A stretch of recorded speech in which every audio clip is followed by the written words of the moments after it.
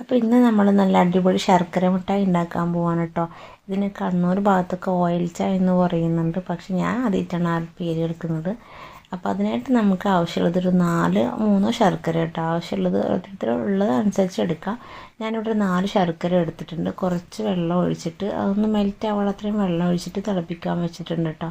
ഇനി നമുക്ക് ഒരു ടൈറ്റാക്കി എടുക്കുക, അത് കുറുക്കി എടുക്കണം. അപ്പോൾ അതിൻ്റെ കൺസിസ്റ്റൻസി നമ്മളിങ്ങനെ ടെസ്റ്റ് ചെയ്യുന്നത് ഗ്ലാസ്സിൽ ഒഴിച്ച് ജസ്റ്റ് ഒരു ഡ്രോപ്പ് ഒഴിച്ച് കൊടുത്താൽ അതിങ്ങനെ മിക്സായി പോകുന്നുണ്ടെങ്കിൽ അതിൻ്റെ ആയിട്ടില്ല എന്നർത്ഥം.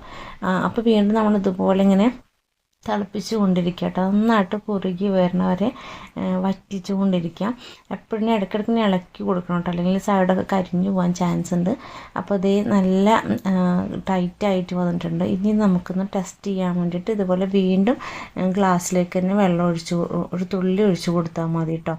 അപ്പോൾ നമുക്കതിൻ്റെ കറക്റ്റ് പരുവം അറിയാൻ പറ്റും. ഇപ്പോൾ ഇതേ കണ്ടില്ലേ, ഇങ്ങനെ ഒഴിച്ച് കൊടുത്തപ്പോൾ കട്ടയായിട്ട് നിൽക്കുന്ന പോലെ നമുക്ക് കാണാൻ പറ്റുന്നില്ല. അപ്പോൾ ആ ഒരു പരുവത്തിൽ നമ്മൾ ഓഫാക്കി എടുക്കുക.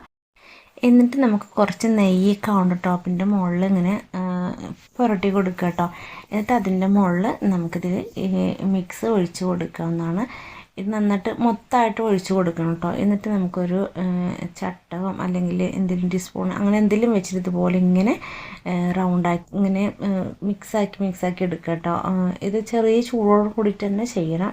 കൈ കൊണ്ട് തൊട്ടിട്ടുണ്ടെങ്കിൽ എന്തായാലും കൈ പൊള്ളാൻ ചാൻസ് ഉണ്ട്. അപ്പോൾ ഇങ്ങനെ വെച്ചിട്ട് വേണം നമ്മളിതിങ്ങനെ മിക്സാക്കി കട്ടാക്കി കൊണ്ടുവരാനായിട്ട് കേട്ടോ. ഇതിങ്ങനെ എടുക്കുമ്പോൾ ചെറിയൊരു ബുദ്ധിമുട്ട് മാത്രമേ നമുക്കുള്ളൂ, പിന്നെ വളരെ ഈസി ആയിട്ട് നമുക്ക് എടുക്കാൻ പറ്റും.